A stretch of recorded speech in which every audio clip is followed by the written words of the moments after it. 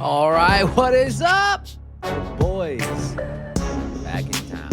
And today on the show, we have got the elementary school teacher himself, West Alice's finest, Bracken Crocker of PRP. BK, how we doing today? We're batting 1,000% with me disagreeing with your intros. High school, my man. That's cool. Come on, bro. That's We're not out here playing. It's part of the joke, dog. Come on. I'm not hurting. And then all the way from Arvada. Arvada? Either way. Colorado.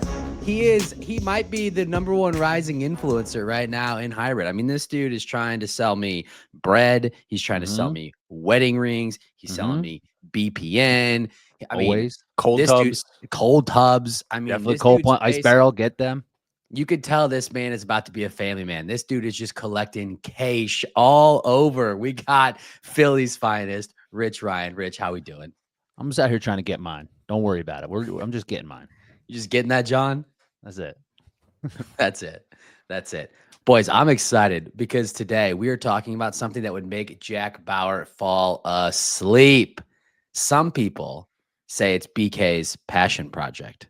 Other people know that it's also Rich Ryan's passion project. That's right. We're talking shoes.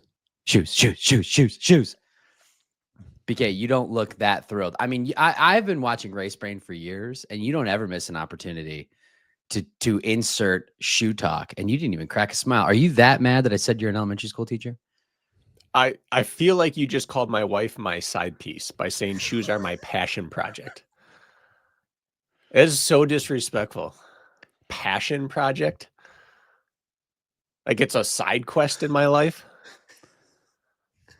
What do you mean? It's all I do. It's way more than that, dude. Life is the side quest. Shoes. BK, you are what's wrong with America. You take something like that that is widely accepted as a good thing, and you flip it on its head. You're just looking for reasons to be mad, BK. I already like the energy that we're bringing on this show.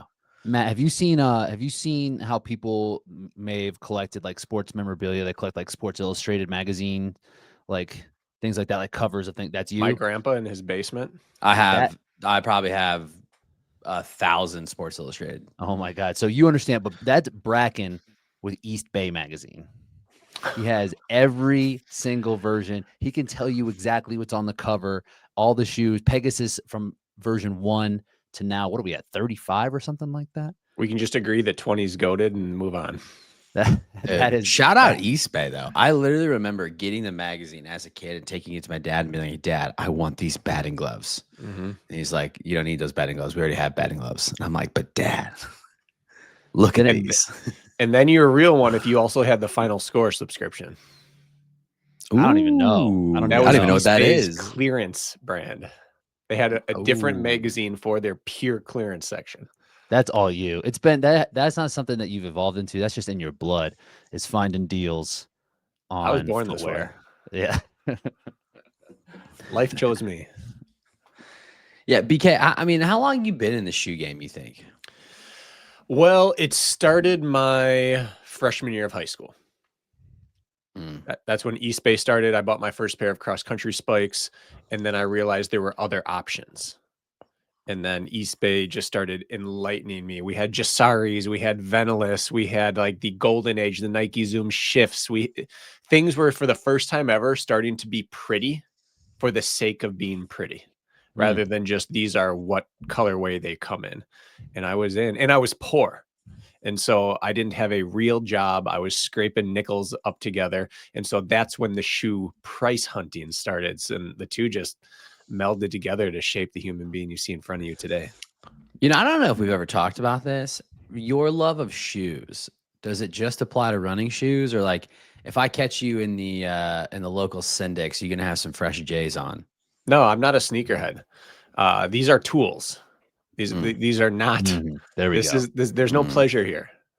I'm a surgeon. I mean, that can't be true. There's got to be a pair of shoes that when you slide on and you go for a run, there's got to be a little bit of pleasure in there. There's a lot of pleasure, but it's like there's a come down when you take it off. It's the junkie lifestyle.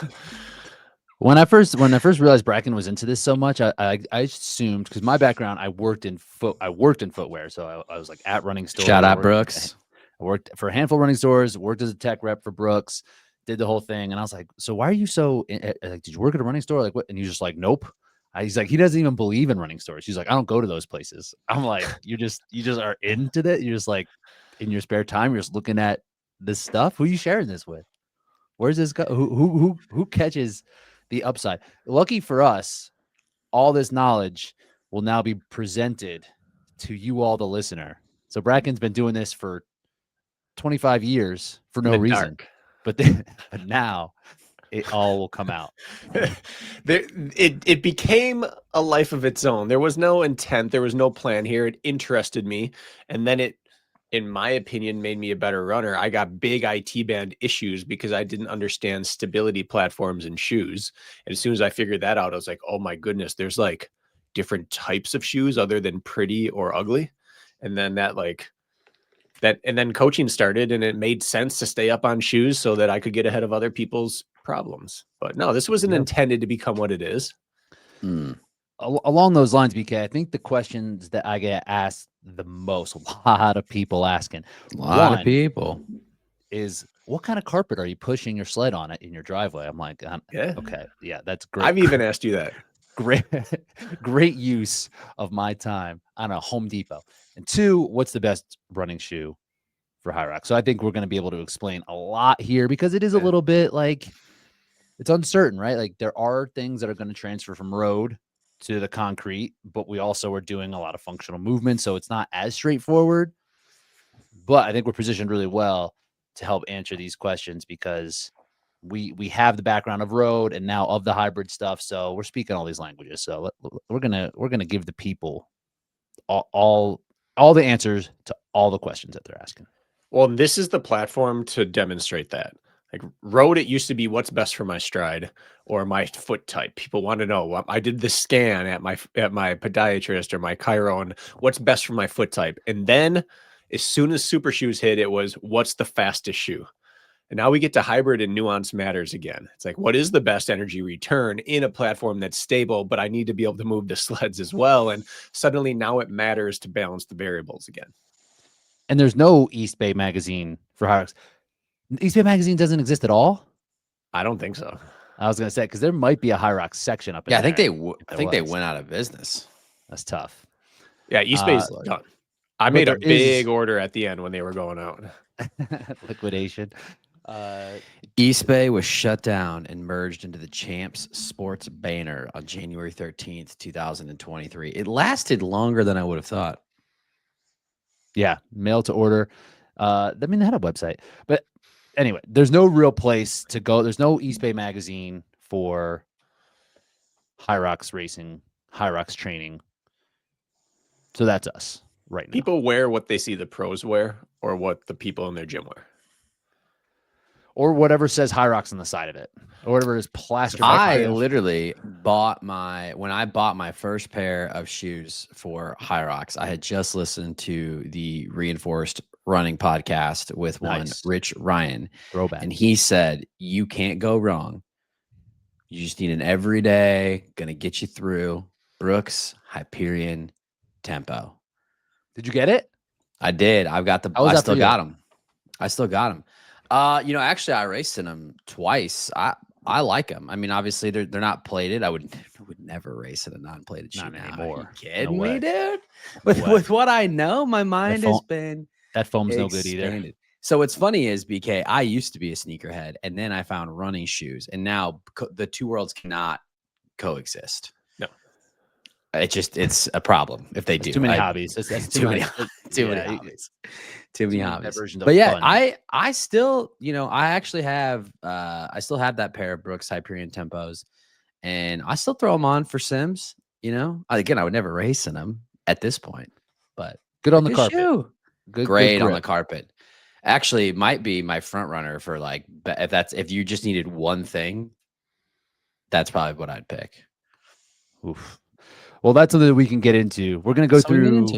We're going to go through like the 3 different pieces that you need to look for, which is going to be the grip, the stability, and energy return. and just talk about all those different pieces of what you should look for in a shoe. And then we're going to give you our top recommendations at the end of this episode. So stick around for this. Question for you before we get going. Because we do have a blended audience, I think I know what the answer is for both of you, but you would think about a DEKA fit differently than you would think about a HYROX from a shoe perspective. Like, I got to imagine, Rich, if you wanted to go and defend that world title, you got him back on that That's long comeback gone. train. Well, but I mean, there's an asterisk there. You that Achilles, we had a little thing. It was a whole thing. There's been two champs since. Yeah, me. but you didn't even. I know, but you didn't even try. That was his last year. Placosmus, not his heel, not his Achilles. The Plantaris. Either way, you're not. Either It wasn't way, you're Pleca? not. I don't know what it was. It was. I just faked it. Yeah, we know. You're not wearing those Mizuno Johns for a DEKA fit. I don't think I've ever tried to. I think it would be a little bit tight. The main difference Box jump overs with those would be sketchy AF. Be a little bit. It'd be like a high heels doing a DEKA fit in, which would be tricky. I think it could be done, but you would need specific box practice. You would need to practice quite a bit on those things. Yeah, I think a turned ankle is the chances of that rise exponentially with the Wave Rebellion Pro 2. But the main thing for me, the corners are a little tighter, and the concrete, you're pushing the sled on the concrete, and that's where we see the main difference is that it doesn't grip the same way that it would on carpet on this concrete. You can actually lose a lot of time, especially with that broken shopping cart they got going now. The squeaky wheel. I haven't even pushed that. They had it at the race I was in, and I bailed out way before that. You saw it, you're like, nah, dude, that ain't for me today. That ain't for me. BK, what do you think? Would you pick a different weapon of choice? I would, yeah. Yeah, I think so. I think that the sled really drives the way in both races. And we've seen just as much trouble in the DEKA fit sled due to grip or lack thereof as we have in HYROX. In fact, these days, probably more in DEKA than in HYROX. We don't have the same sled or the carpet conditions we used to have in HYROX, and people have kind of figured it out. But some days you just get a dusty floor, and that's rough. Yep, for sure. Then that's the dusty, crusty floors. The concrete at these convention centers, they will be different. Sometimes they do have kind of like a polish. Sometimes those are more like rough. So that also kind of determines where in HYROX you can kind of get away with it because the corners aren't as tight typically, and you're not pushing, and the carpet surface is going to be similar-ish where you can get a better grip. Where in DEKA, sometimes it is just a little bit dustier. Yeah. All right. With that, we'll keep that in mind when we get to the end. We'll make a recommendation and then make an overall recommendation. And then if you need something a little bit different for DEKA fit, we'll make a note of that. All right. Bracken, Rich. You had mentioned, Rich, that you think it comes down to 3 components: grip, stability, and return. When you both are thinking about a shoe that you are going to wear, how would you stack rank those 3 in terms of order of priority? BK, why don't you start? We go back and forth on this all the time. And to me, it's you cannot have one without the other when it comes to energy return and grip. That's the way I look at it. I would take something with great energy return and great grip and no stability over any other order of those things. If it has no energy return, I'm not using it anymore. And if it has no grip, it doesn't matter how fast you run. You might give it all back on one station, and you might cramp because you have to squeeze your hammy so hard to get those puppies to dig into the ground. So I put grip and energy return as equals. And I would even take slightly less energy return if it meant I give nothing up on the sleds. That was going to be my question to you. Is it if you had to separate them and say you either had to run in, say, a Hyperion tempo or a which is not stacked very high, the foam on that it's an elevated foam, but it's not one of the PIBA super foams. That versus, say, I don't know, what's the best return, like an Alpha Fly? We'll just say like an Alpha Fly 1 or something like that. What would you choose? Honestly, this would give me a lot of issues. it would be a difficult decision for me, but it would really come down to how fit I was. The fitter you are, the more you can just run. Because at the end of the day, we're not running that fast in a HYROX. For sure. But honestly, I would lean towards the Alpha 1. You would go return. I think I really would. But that's also coming from someone who is going to struggle in the second half with my legs. Let me ask a question. And this is from I like to think of myself as the beer drinkers of HYROX. You know what I'm saying? The everyday man. You just missed Jack's list of like good performers within a region, right? You almost were able to. Oh, I'm gonna be in there. Don't you worry. You're gonna be in there, but I'm gonna be in there. I'm cooking. Jack did it. You were just outside. I'm cooking. Also, help out your city. Spoiler alert, there's an article coming out that I fundamentally disagree with. You'll see why. Just know I'm right, Jack's wrong. His article is whack. You're not even going to be able. You're not even going to be able to contribute to the Mecca. It's you're going to be. Is St. Louis even on that thing? Actually, that's not true. I might be my Dallas race. I might still be a Milwaukee resident, so we'll see. I guess my question for the two of you is, knowing what I know now about running shoes, about carbon plates, about return. The stats, I believe, are what? Like you're looking at most like an energy return of like 3% over the course of like a marathon as an example. So with a marathon, like 2 to 3% is a lot. When we're talking about a HYROX race, potentially 2 to 3% extra on the runs, you could, in theory, because I think if I had to stack rank it, I would go grip is the primary, because I watched a good friend of mine at Worlds who was wearing Alpha Flies, and I mean, probably got a bad sled, but still it was the carpet. His feet were sliding out, and anything that he would have gained on the run, he gave all back and then some just on that station. So is the 2 to 3% return that you get from some of these more advanced shoes, does that actually outweigh the grip where a minute on the sleds can cook you? It does not. It does not. You will not get a minute on your runs. But I also, just to be pedantic, when any company says a percent, they're talking about percent of running economy improvement. You can't just say 2% better at running economy makes me 2% faster. For some people, it's cooking right now. For some people, it'll actually give them more than 2%. Like in a marathon, the impact reduction it's going to give, it'll probably make you more than 2% faster. Some people get all the way up to like 7-8% in certain shoes. But regardless of what that number is, you can give it all away on one station if you can't move your feet. So like I said, I almost can't separate them. I must have grip. And then once I have that, I must have the best return within that grip profile. I guess that's how I would say it. I think that's fair. I think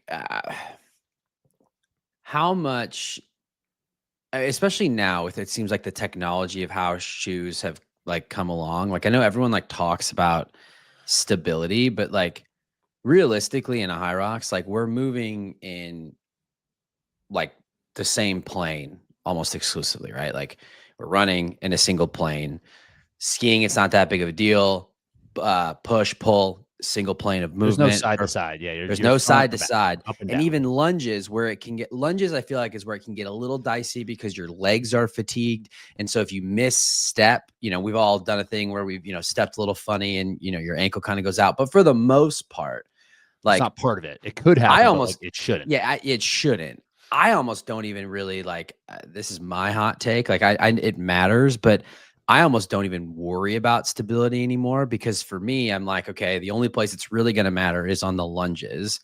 And if it was really that big of a deal, I could just slow my cadence down a little bit. And the return that I got through the rest of the race from running on the grip, everything else, like outweighs any lack of stability. Like, is there even like a super shoe out there right now that you would even, I guess my question is there even a super shoe today that you would even consider for a HYROX where the stability is actually an issue, with the exception of maybe the Mizuno? However, you probably wouldn't wear that anyway unless you were a 4-foot striker. Prime X Strong. Would you rip that one? There's some of the ones that are like outside of like the legal parameters that are stacked like 50 millimeters high. Like those might be a little bit wonky around the turns.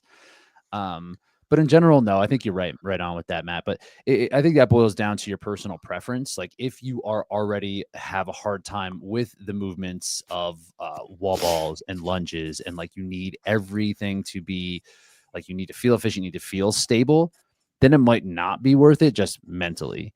Then needing to come down a little bit more just so you are able to feel like secure and like that you're going to be able to do well. But for me, I feel the same as you, Matt. Like I'll deal with the stability or lack of stability just through practice.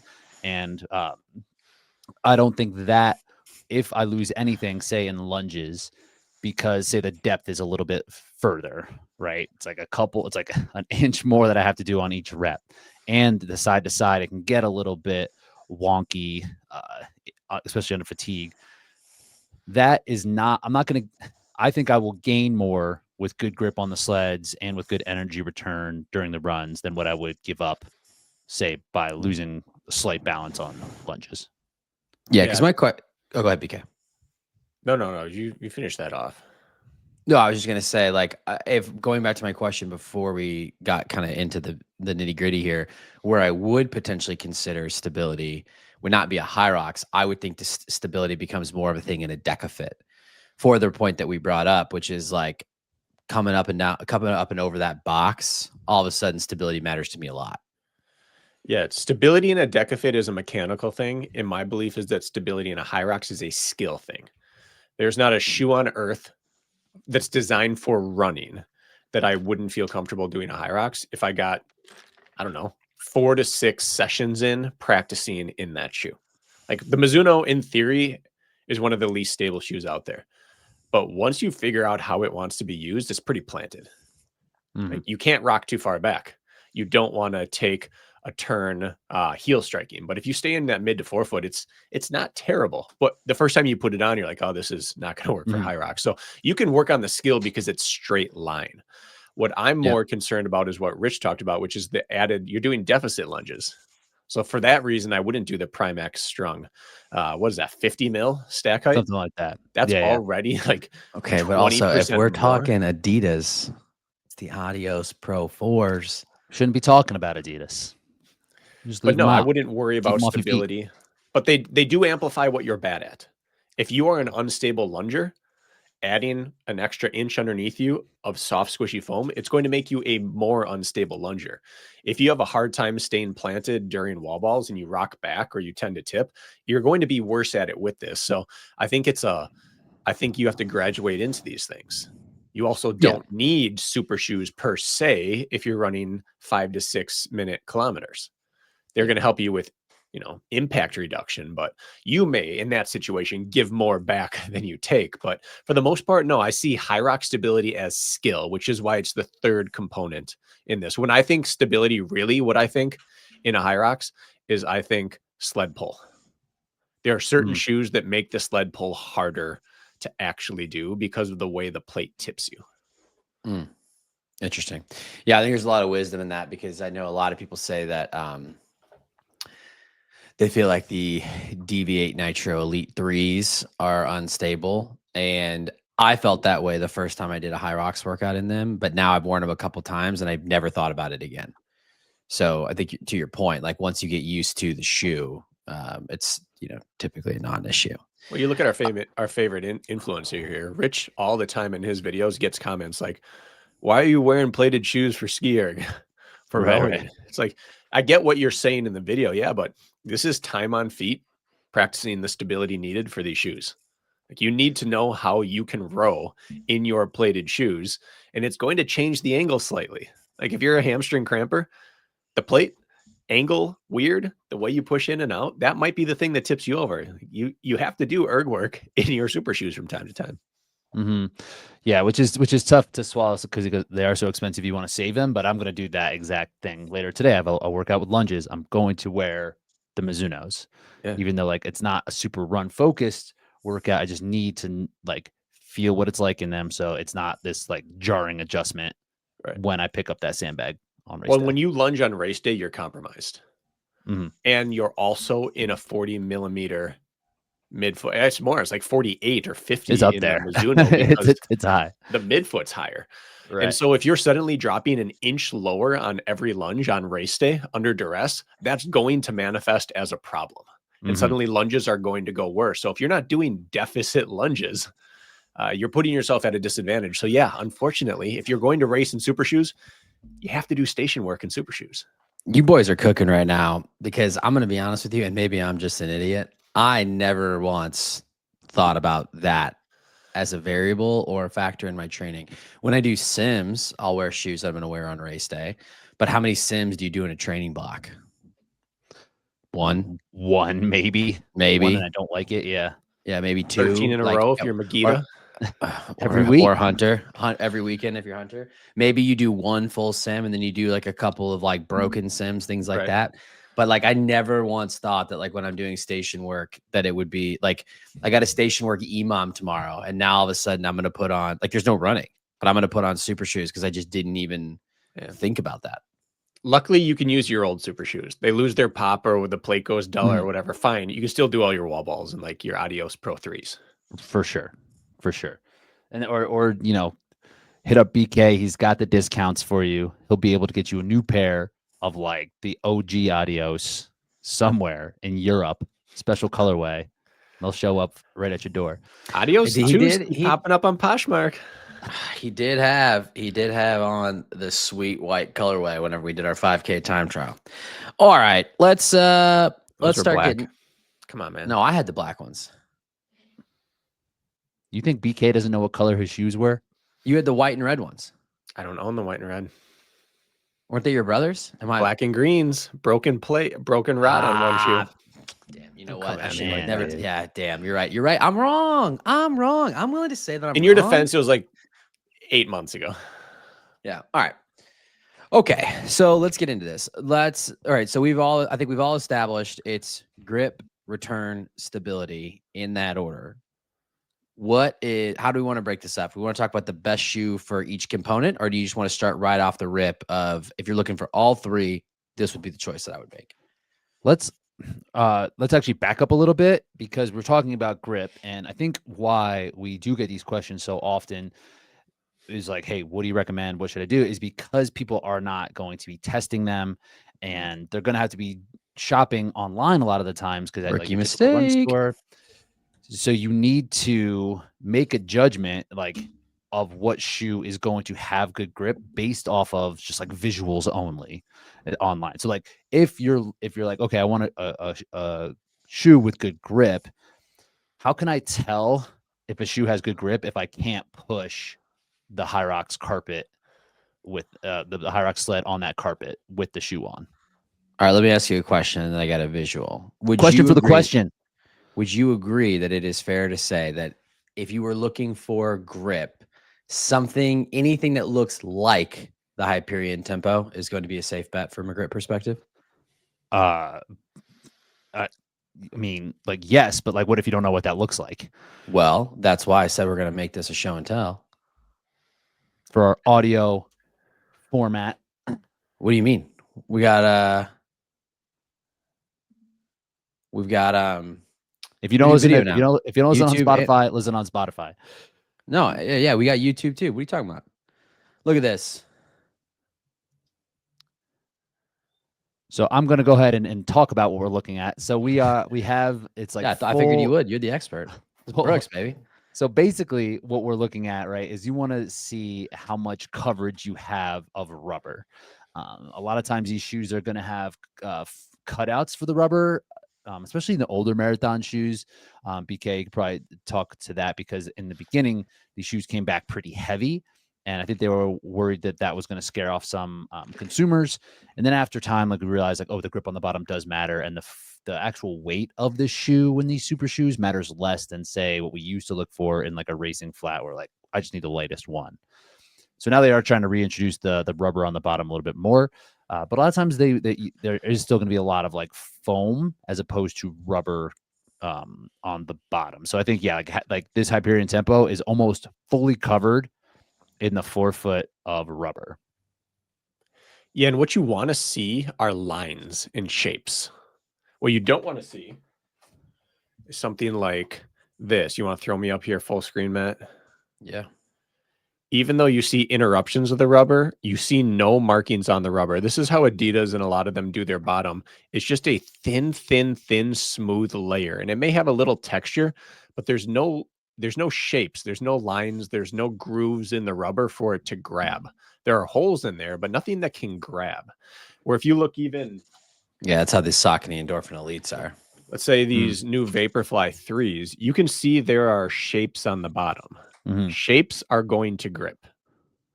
And this isn't even a shoe with great grip, but you can see it's a whole deviation better than the one prior because it has many little waffle lugs on the bottom. So right away from the start, you can see that if there are shapes and you can see grooves, it's going to have some ability to grab onto those carpet fibers. Having textured rubber, like Adidas has really great textured rubber. On the roads, the Adidas, it's almost like a poured rubber they put on there. It's about as grippy as anything you could ever need, but it has no ability to grip onto fibers. It grips onto smooth pavement. And that's kind of like the texture comes from the ground on the road, right? So you can get away without having the texture on the bottom of the shoe. In HYROX, the concrete is basically smooth, so you're not going to, or it can be, so you're not going to get that same type of texture grab. And the carpet, same kind of thing. Like you're not going to have like a hard texture for it to grab onto. So if it is smooth on the bottom, chances are it's not going to have the grip that you want on either the concrete or the carpet. Yeah, you got to think road bike versus gravel bike. We don't want mountain bike tires here. That's not going to be helpful. But a road bike is perfectly smooth and its contact comes from the rubber interacting with the concrete, where the gravel bike has a rubber that's lighter, but it has enough teeth that when it encounters something, it acts upon it. And that's what you want for these type of shoes. That's a great analogy, BK. And then let's touch real fast, because I think intuitively, especially when we started this journey in HYROX, and a lot of us coming from OCR, we're like, cool, the best grip is a trail shoe. So kind of speak to, I've never really experienced with that. BK, I know you have. So if you're thinking that, you're like, hey, I want to take grip to the furthest point that I can and not worry about energy return as much, like, is that a good move to throw a trail shoe on? It can be, but most likely no. So this is the bottom. Essentially, I used for my 70-minute pro race where I spent way too much time. This is the Speed Goat. I used the Evo Speed Goat because it was lighter, but they even have worse rubber on the bottom. They follow the same grip pattern here, except the rubber is harder. And they have harder rubber on trail shoes so that it's durable. So you're not just ripping chunks off when you hit rocks. And the Evo Speed Goat was kind of notorious for having almost like a plasticky feel. You get like a glaze on it.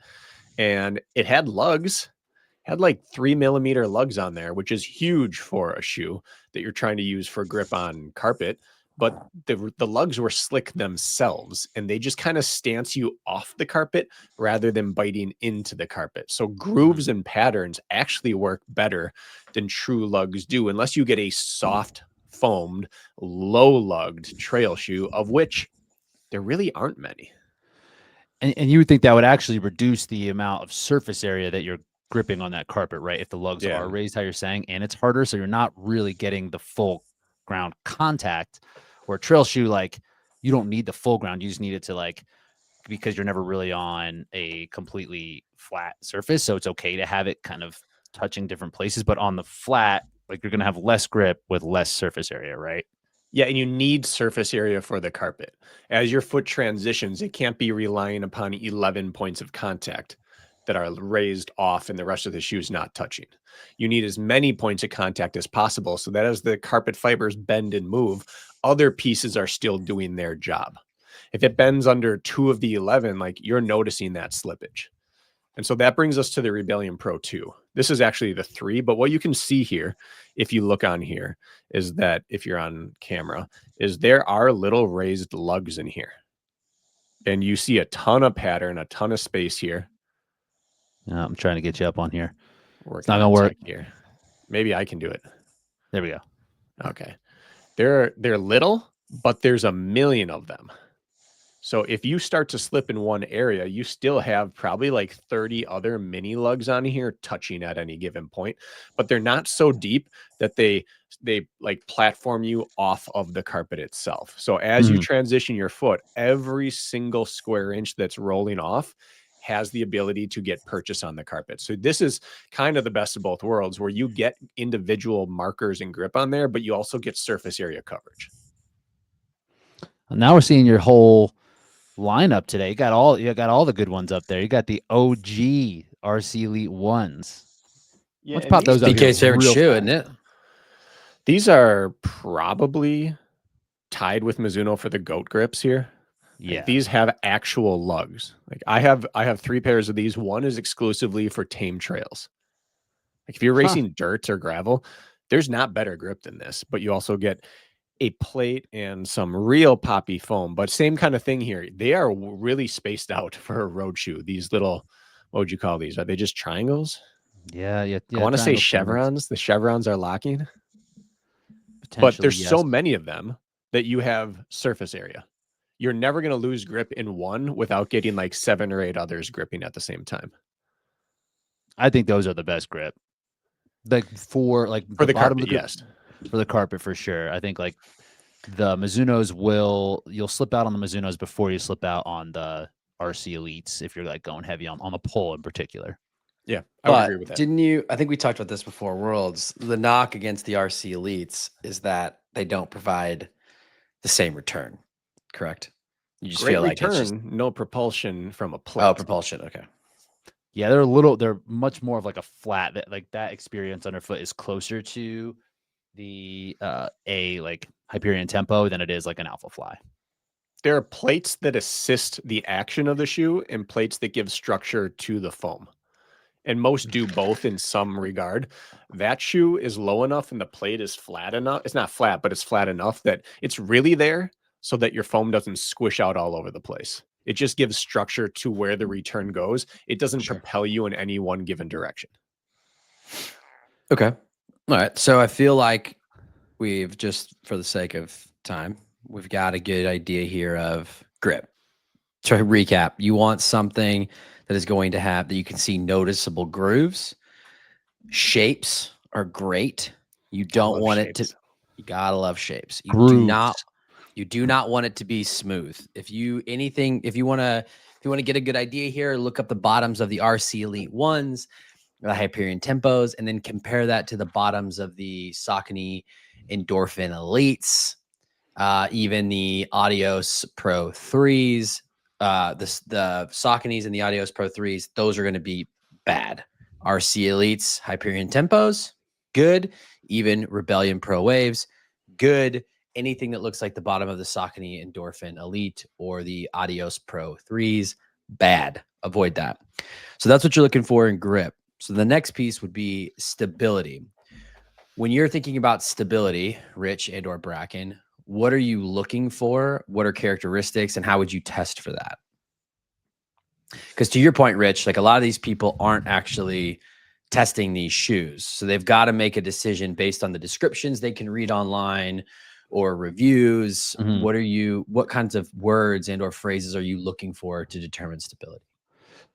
Yeah, I think a lot of times with the stability, it comes down to, for me, if I'm looking at a shoe, I want to see how the upper is constructed.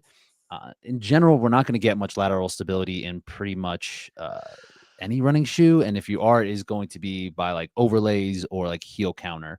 And so sometimes these really lighter race shoes, it's basically going to be like a sock-like upper, which can feel less stable. Now, how much less stable in practice versus like a regular run shoe that has a little bit more security on the top, I don't know. Probably not that much, but that is what's going to make you feel like you're kind of like attached to the shoe more, as opposed to kind of floating around on the top, where on like a straight line runner, like say in the OG Alpha Flies, where you almost like can't even, like you can lace those, but it doesn't really do that much.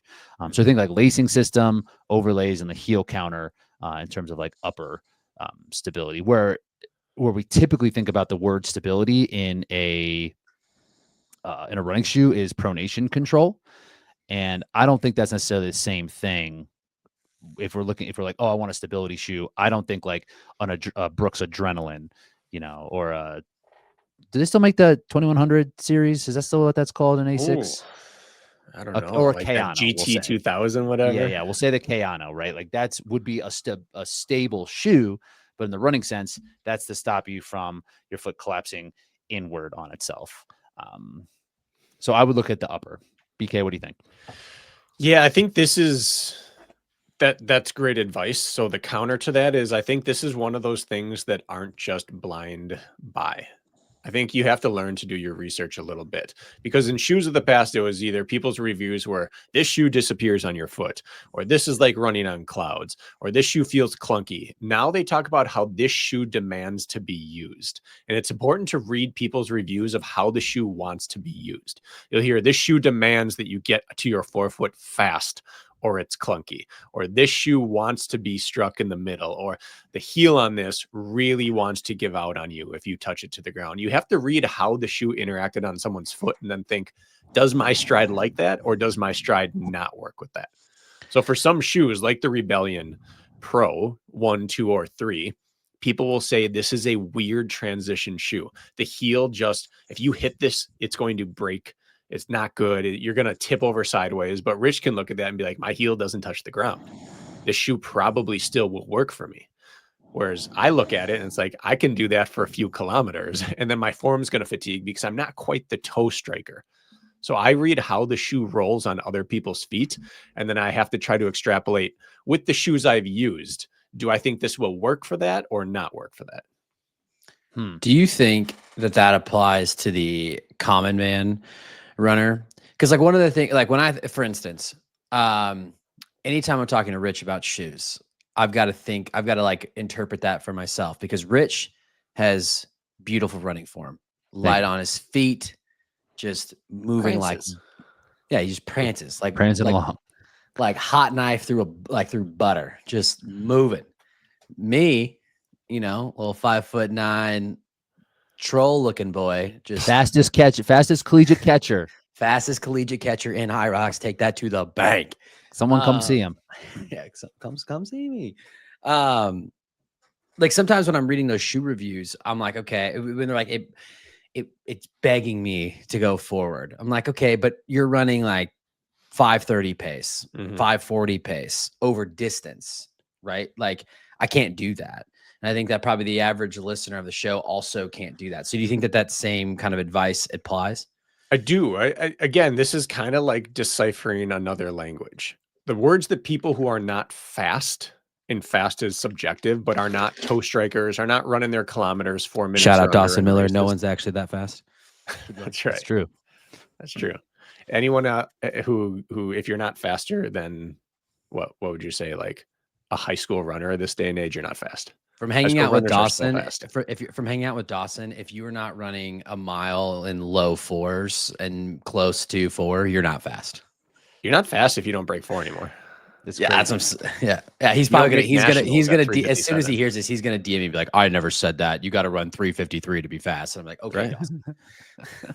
Anyway, the phrase that slower athletes, bigger athletes, less forefoot athletes want to look for is when people review super shoes and say this would be a great tempo shoe, or I could see this being a long run shoe, or what people are saying is that it doesn't require you to run this hyper aggressive stride. They're saying it feels great, it rolls over well, but when I get towards my toe, it doesn't feel like it's just like begging to be released. It's, for lack of better terms, it's a more accessible shoe for the everyman when people start describing it as tempo or marathon or long run shoe. That's what the average person probably wants for HYROX, is the greatest super long run shoe with grip. That's a great distinction, because I think everyone does just want to be like, what's the best one? And Matt, that is a great point to bring up. It's like, hey, everybody's running a little bit different. Everyone's pace, everyone's style of running is going to be different. So you need to kind of read between the lines. So Bracken, is that how you would recommend the most? Because I think a lot of times people aren't even really sure how they run. So when they're looking at these reviews, are you simply going off of like pace? Because I think it is fair to say most people in general across the board in HYROX, they are not running that fast. No. And even at the pro level. And when they're looking at these reviews, like, how is that the best bet, seeing like user reviews or what the actual manufacturer is kind of like marketing this as? I just don't trust manufacturers to ever tell you what you need to know, because I don't think they know half the time. It's like, we wanted it to be like this. Is it like this? Yeah. Not This always. is the new race day rocket. It's like 5 people review it. 5 people are like, great long run shoe. It just, I got to see behind the scenes a little bit at Reebok back in the Spartan days. And I got to see who they use as their wear testers. And it was depressing. Like they make the shoe in theory, and then they give it to whoever they can get to wear it, and they listen to what they can say back to them. And they were getting just horrific advice. And you can see where Reebok has gone as a shoe company as a result.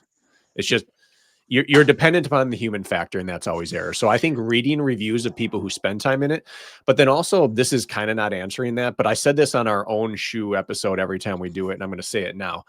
The shoe you want for a race is not the shoe you're fastest for the first K. It's the shoe you're fastest in for the final few Ks. And that changes in a HYROX.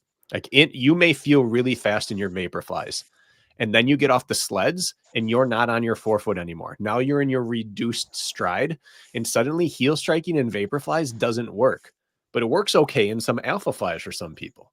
So you need to have the shoe that is not your fastest shoe. It's the shoe that helps you the most once you're not fast. And I think that's the important piece for a HYROX.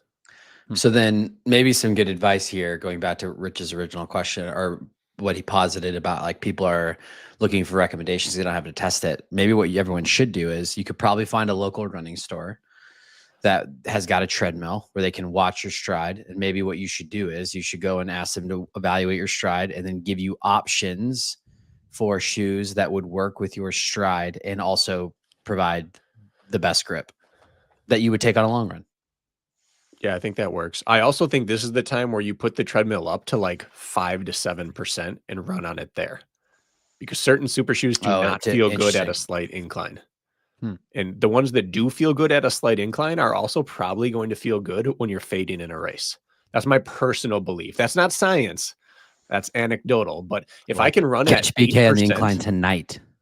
yeah, I do a lot of 6 to 10% interval work on my treadmill. And the shoes that I reach for during that are the ones that I can fatigue in on the flats. All right. Sweet. Okay, we've talked grip. We've talked stability. Now, same question applies. When you think about energy return, what traits, characteristics are you looking for? And it's not as simple as just carbon plated, because I do know that there are some shoes that you all might recommend that you feel like provide decent return that don't have plates. So what are you looking for when you think return? I mean, to me, this boils down to the foam more than a plate versus non-plate, and I think the two do get conflated. Because the plate can, of course, help the foam in terms of compression and driving you forward, but the foam itself is what's giving you the return. So anything that's considered like a super foam, which will be made generally of PEBA, is what I'm going to look for. If there's a new shoe that comes out, that's going to be, usually you can just tell by price point, but I will dig into the description of it to see what that actual foam is made of. And if they don't say straight up PEBA, which they might not, because they all have a similar foam, but they brand it under their own like naming convention.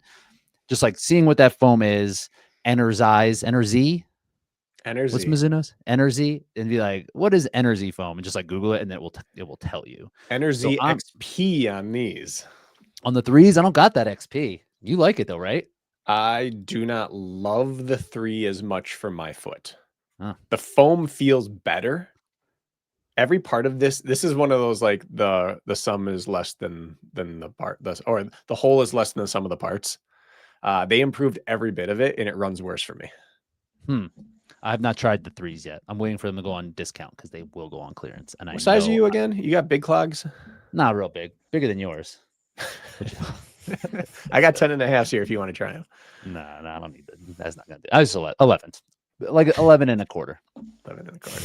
11 and a quarter. I'm 10 2/3 if I had my druthers. I don't think so. Yeah. So yeah, that's what I'm thinking. BK, how are you thinking of return? Yeah, because energy return itself is, I mean, think of throwing a ball against the wall. I don't care what sport ball you're thinking of. If it requires air inside of it, what are you going to use so it's most comfortable to catch it off the wall? You're going to deflate it a bit. And that's what soft foam is. And what are you going to do in order to get it to bounce the farthest off the wall? You're going to put as much PSI into that thing as you can. That's going to be more uncomfortable to catch, though. It's going to hurt. It's a hard ball, but it's actually going to bounce more than super soft will. And that's kind of how to think about foam. And that the softer and squishier a foam is, the less it's actually going to return to you, but it's going to be super comfortable. And the firmer the foam is, the more it's going to return energy, but it's also going to beat your legs up.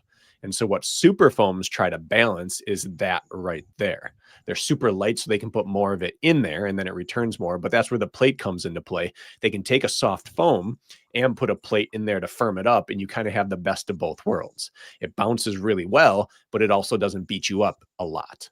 So when I think energy return, I guess I'm kind of using a bastardized term of that. I'm thinking, what does it give me and what does it take from me?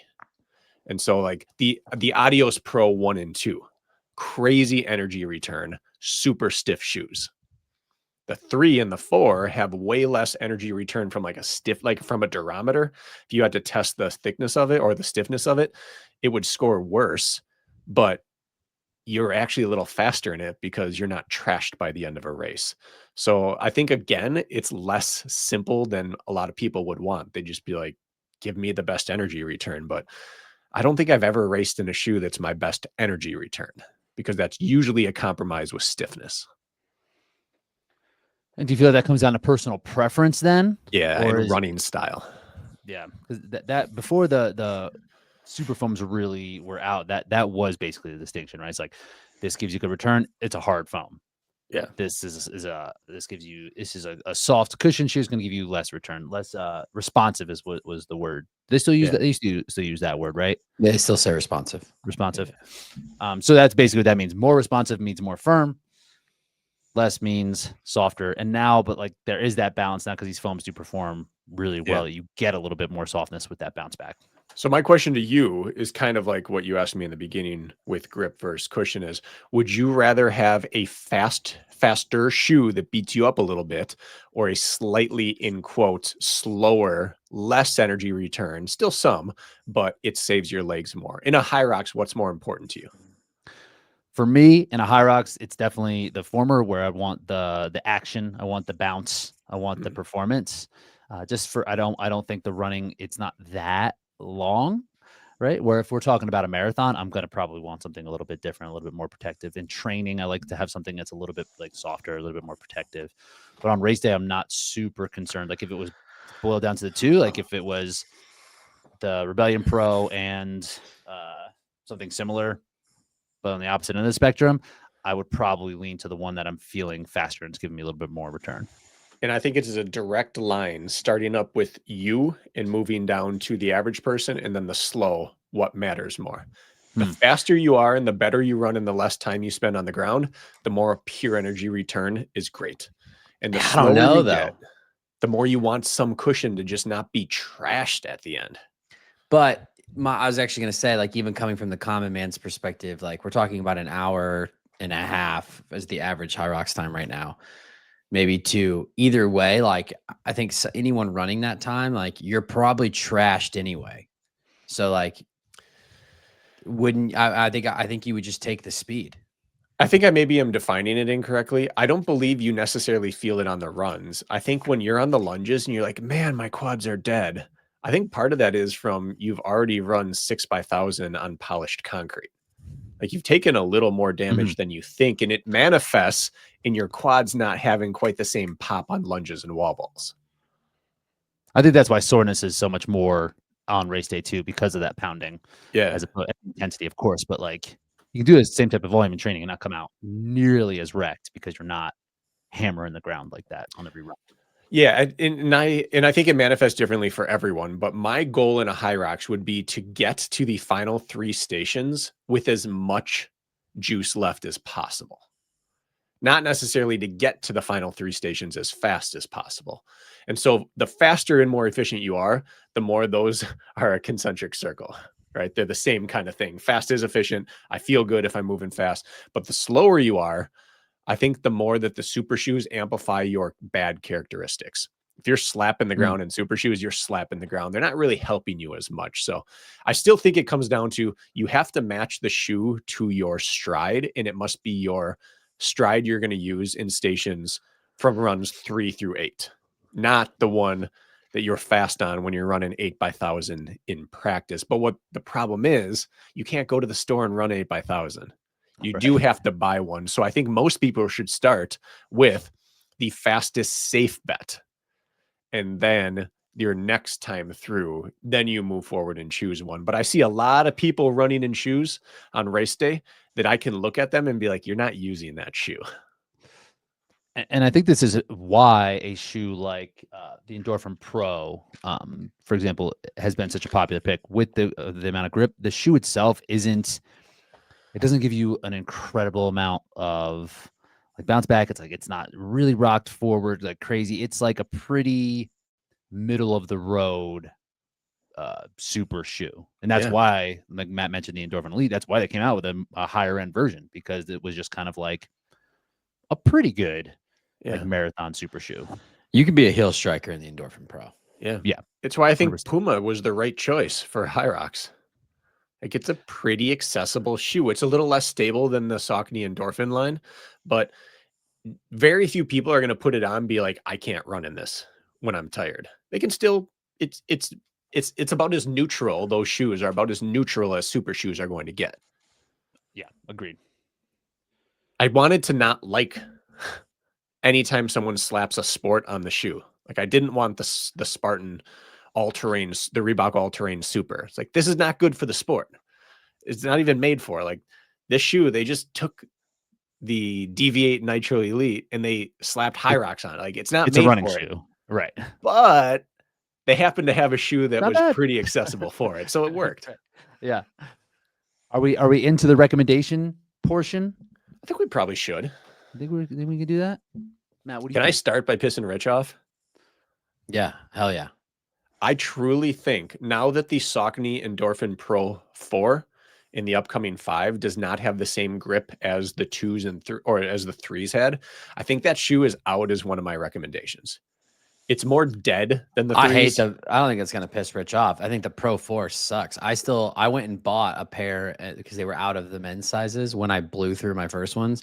I bought a pair in women's size on Amazon so I could still have a pair of the Pro 3s, and I only wear them for HYROX to the last. Well, give me time, because I think the shoe that now replaces it in my mind is the Adidas Adios Pro 4. Wow, now we're talking Matt's language. I don't know. I'm out. That shoe went the opposite direction. They made it more comfortable. BK knows ball. Better foam, and they actually added grip to it. But it's still a shoe that is described as better for long than short.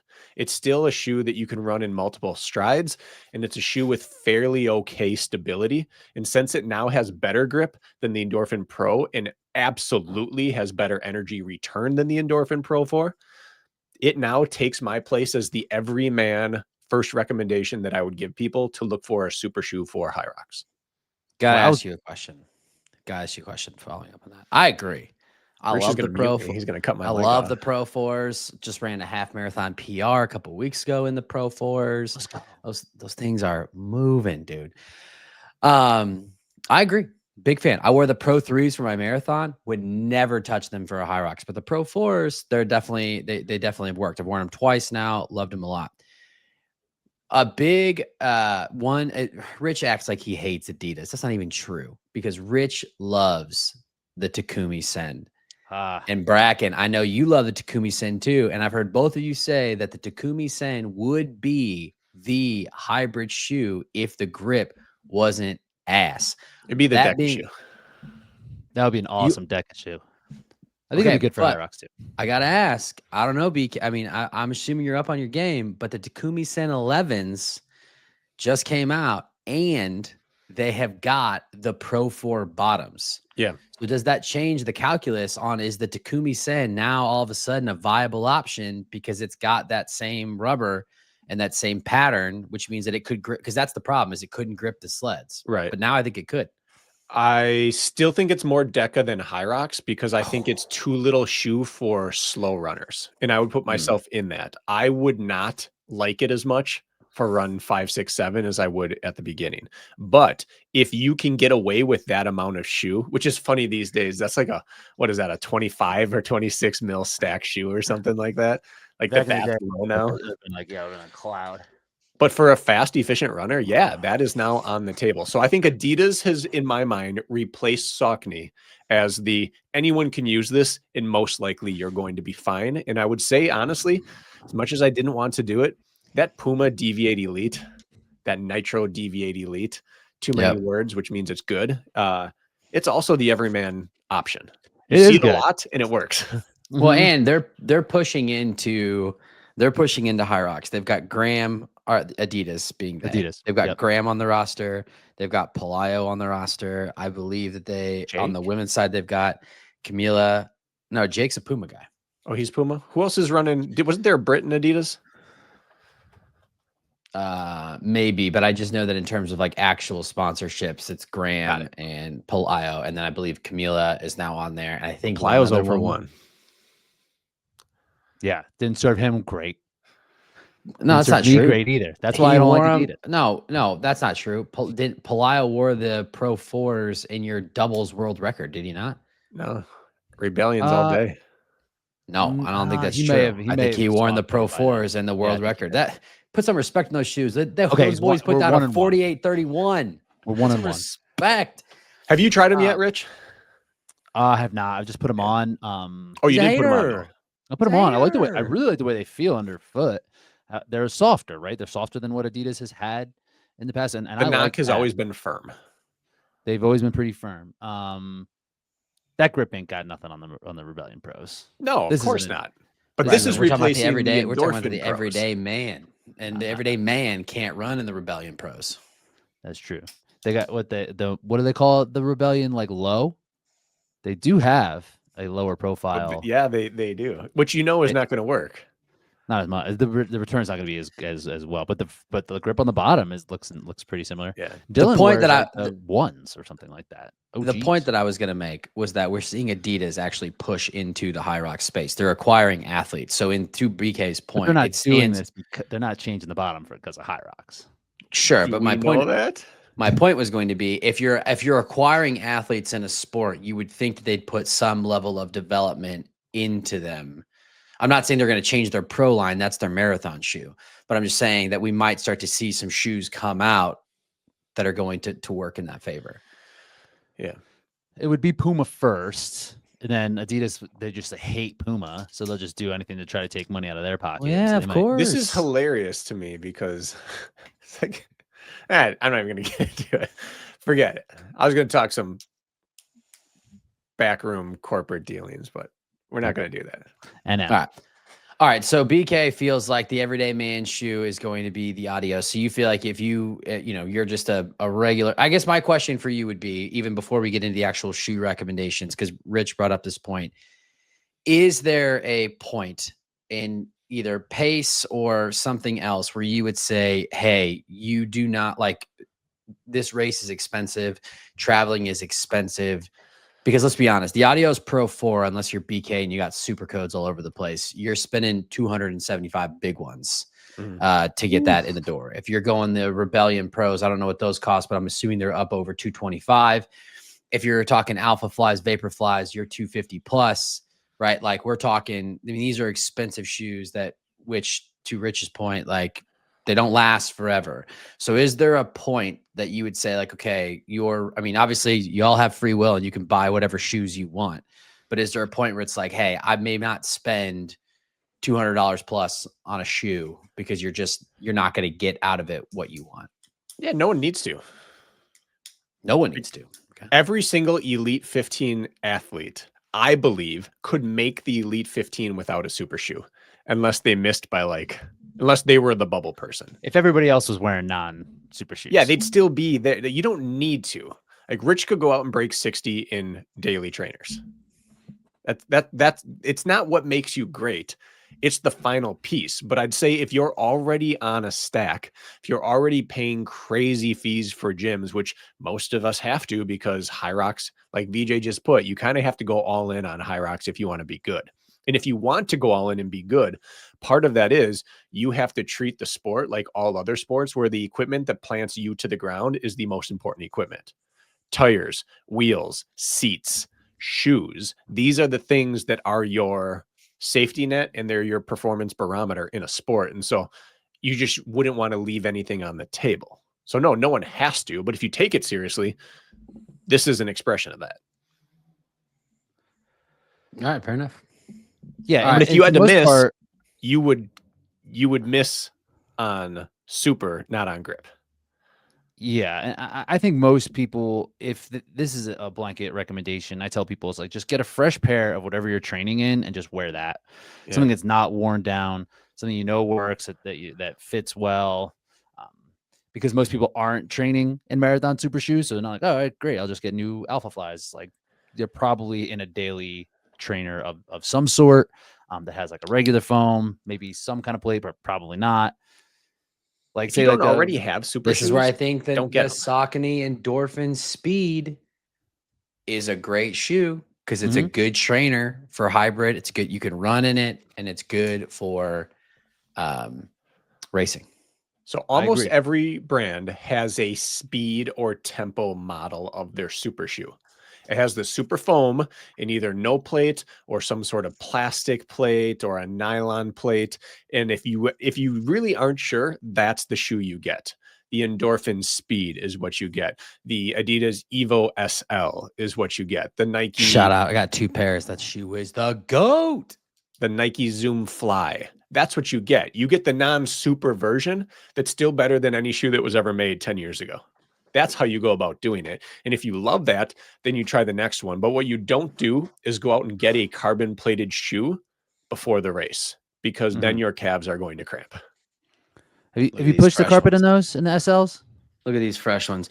No, because this won't work because this is exactly what BK was talking about. Is that the one or the two? This is the new Evo SLs. You're probably better off with the new Takumi Sen.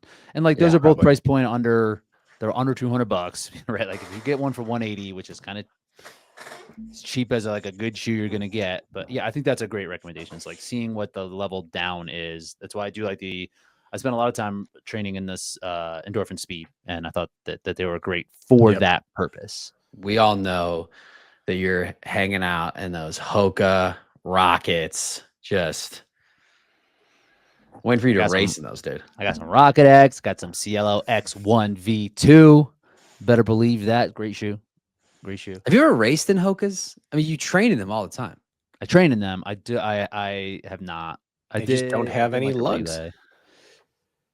I think that they would work, but I don't think they would work incredibly well. So I did a doubles race in this shoe, this A6 Metaspeed Sky, and you can see it has Rich carried your ass on wall balls and did 100 unbroken.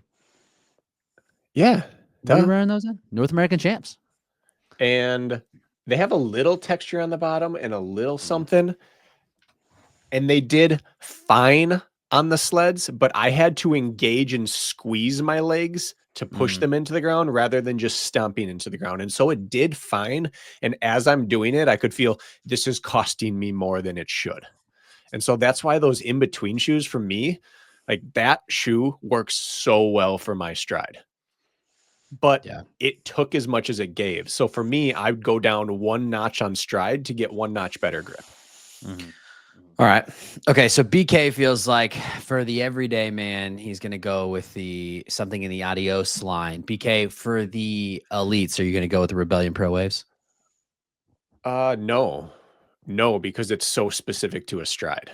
If it works for your stride and your foot, I don't think there's a better option of speed and grip. In fact, I know there's not a better combination of energy return and grip than the Rebellion Pro 2. The one's the same. It just has a different upper, and some people don't get a lockdown. But the 1 or the 2, you really can't find the 1 much. The 3 is okay. It'd still be fine. I might even size down a half size in that shoe so that it rolls better. But no, there's no better shoe than that. But if it doesn't work for you, it's actually bad. So you're going to go with the Alpha Fly in that scenario? I think the Alpha Fly is another option. I'd actually lump that with the Adios Pro 4 in that it's a pretty accessible shoe, even though it's crazy, and it has just fine grip. It can go wrong, but it's just fine, especially the 3s. The Alpha Fly 3 is the one I would consider. In fact, the 2s wouldn't be bad. My next doubles race is mixed, so I won't be running fast, and I'll either be in the Adios Pro 4 or the Alpha Fly. What do you think about the, just curious, because I've seen a couple of high-level athletes wear the Streak Fly. Ooh, who has done that other than Kent? There's European. Yeah, then I think someone in Australia. I would put that up there with the Rebellion Pro, and that the mechanics, literally the structure of that shoe is designed to be run in one way and one way only. And if you can't run in that, the grip looks nice and the shoe is super light, but if you can't run in it in that manner, it's going to actively work against you. Fair. All right. Rich, your everyday common man shoe. I think the Puma series, the Puma DV8 series works really well. If you're just going to, if you want something a little more super, go with the Elites. If you just want a safer bet, that is going to probably feel a little bit more stable, same kind of grip, then go with the regular, the non-elite. They are not HYROX shoes. They are running shoes, but they seem to work pretty well. I'm a big fan of the Elites right now. I've been wearing those a lot in training, and I think they would work on racing. So I think that's a good bet for the everyman. JK wears those. Meg Jacoby wears those. Tim wears them. Hunter wears them. Yeah, they work. Yeah, and then just for that point, for the sake of the point, just to go back to giving you some comps for the Adios Pro 4s, we already mentioned that Pelayo wears them, Graham wears them, Camila now wears them. When you think of the Alpha Flies, it is Bo and Dearden also wears the Pumas, so I forgot that. But Bo wears the Alpha Flies, Seiko wears the Alpha Flies, and then Rylan wore them. And then Lauren kind of like, I think her main shoe is definitely the when she's racing solo, she's wearing the Rebellion Pros. But when Lauren is doing doubles, and I think when she did the Open World Record, I'm pretty sure she was wearing the Alpha Flies. Or maybe they were the Vapors. The Vapor 3s are the first Vapor I'd wear for HYROX. I know Tiago made a podium in the 2s, and I don't know how. I don't know how any of that race happened the way it did, so I'm just going to lump it into a one-off. But the 3s are the ones I showed up before. They're fine. Their grip is probably with the Adios Pro 4, and the Vaporfly 3s are probably the most, I hate using that term again, but like the most accessible. It has good oaky notes to it. Like it's just a good shoe, and it's less crazy. And so I think the Nike Vaporfly 3, which you can also find on sale right now because the 4 is out. The 3, unless you have a wide foot. And the 4, I think the 4 could be a little bit of a weapon for some people. I would love to wear either the Vapors or the Alphas, but I can't. Feet too wide. Didn't you just say you are in a woman's shoe? Well, yeah, but I had to size up. Yeah, but it still comes in a B. Yeah, but dude, I'm telling, when I bought a pair of Vaporflies and I went on 1 3-mile run in them to like just test them out, and my right foot was shredded. I had blisters everywhere.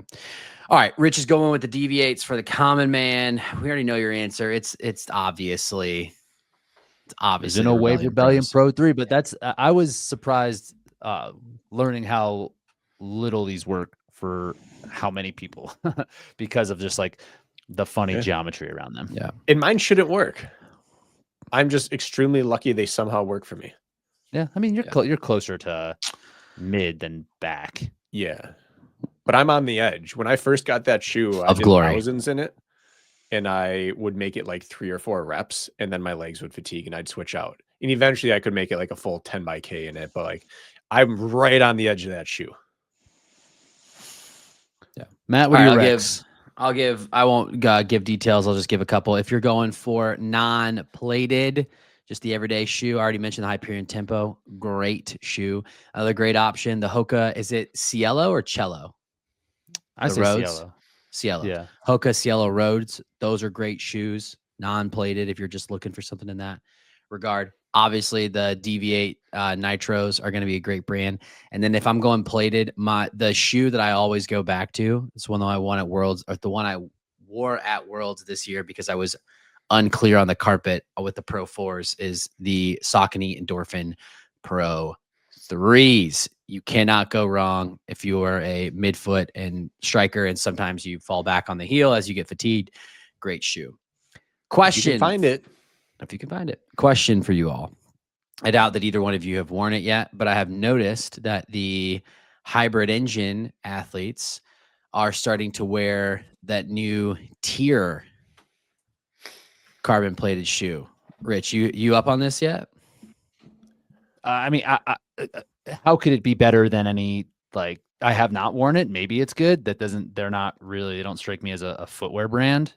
So I am dubious when a swimming brand comes out with a run shoe, a swimming brand who moved into CrossFit and then is now doing run. Dude, I'm Maybe it learning works. things in today's show. I had no idea they were originally a swimming brand. Yeah, they're a swimming brand.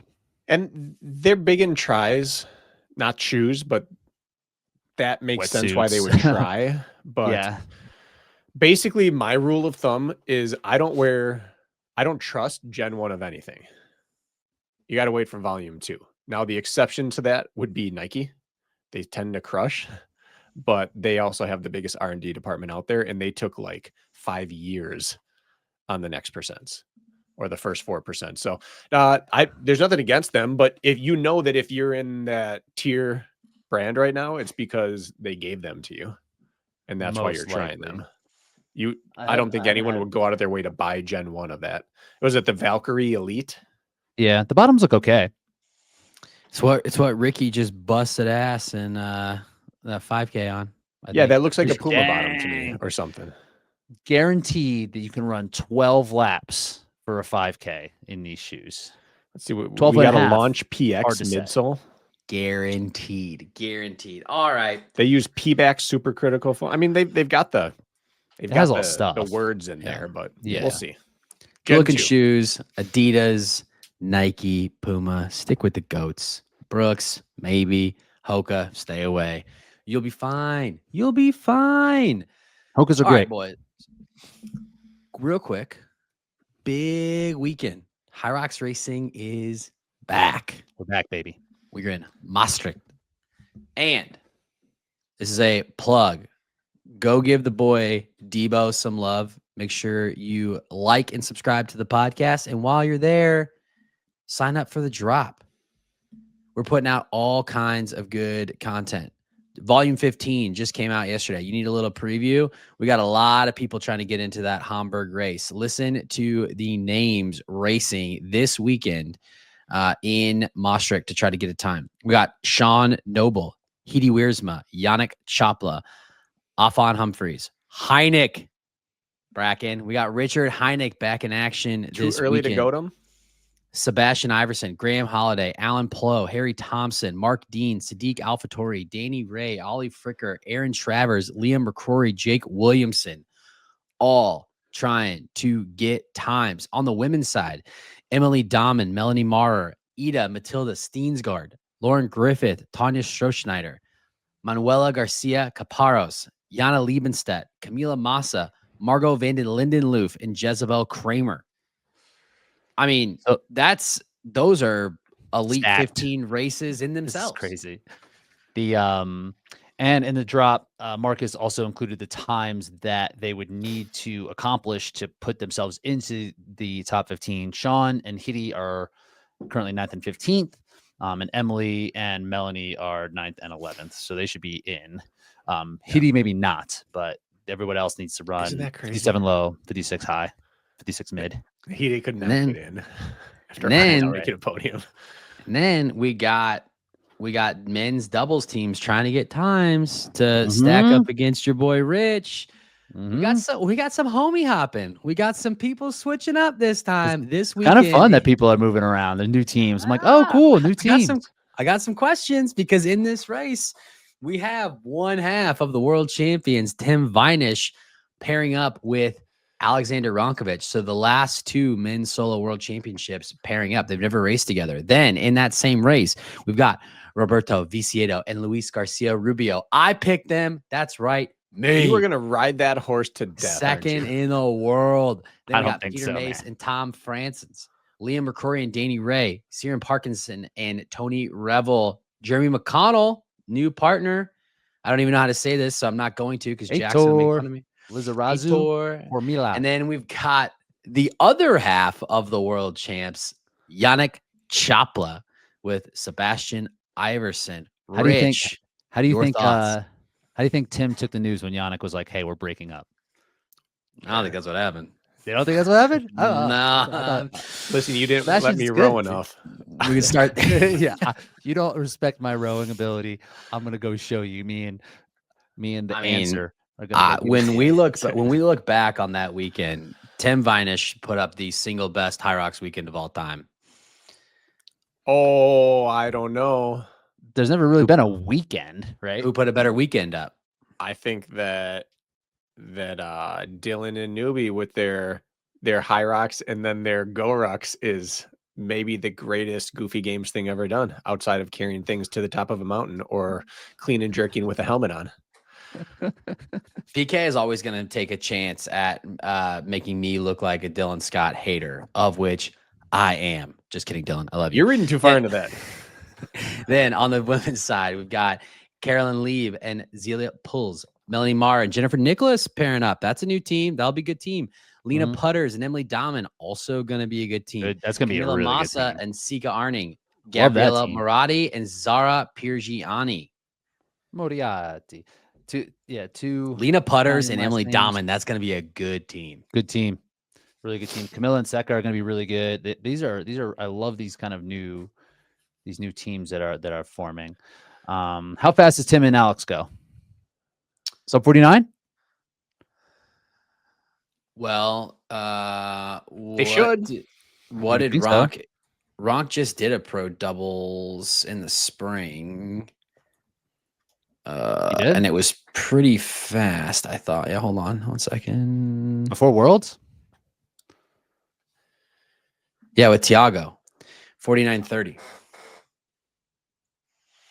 And Pro doubles? Yeah. Really? That's Yeah. the second fastest time ever? It was in Berlin. Oh, God. So that's like a 51-50. But he's with Tim, who, no disrespect to Tiago, that's a HYROX Hall of Famer. I think. Has Tim there is ever better. been a doubles team of two individual champions on men's or women's side? No, because Meg and Lauren have never paired up. Will they? That doesn't seem like that's going to happen. It doesn't seem like it's going to happen, but they should. I mean, they just win. Is it simply because they don't think that's good, or is there something there? Little? Not sure. Not sure. Nice. Can't It'd comment. be like fishing with dynamite. It'd be Not amazing. good for anyone. Yeah, and then on the men's side, Hunter has paired up with everybody else in the Elite 15, but never a former world champ. All we need to complete the Infinity Gauntlet is for Bubbles and Hunter to team up. Oh my goodness. I mean, but seriously, Hunter has paired up with most of the Elite 15, but never a former world champ. Right. There is only a couple, right? It would have just been Yeah. Tobias or Alex or So no, we've never seen two now. world champs pair up together. Cool. This will be really fun. Yeah, it's gonna be a good weekend. Good weekend. And subscribe to the drop. Marcus is cooking. It's cooking. He's cooking. Absolutely cooking. Been good. All right, gang. I think we did it. Like and subscribe. Let us know where we got it right. Let us know where we got it wrong. Let us know your favorite shoes in the comments. We want to hear from you. BK will tell you why you're wrong, but we still want to hear from you. All right, we got to go. BK's got to get to Word. class. Later.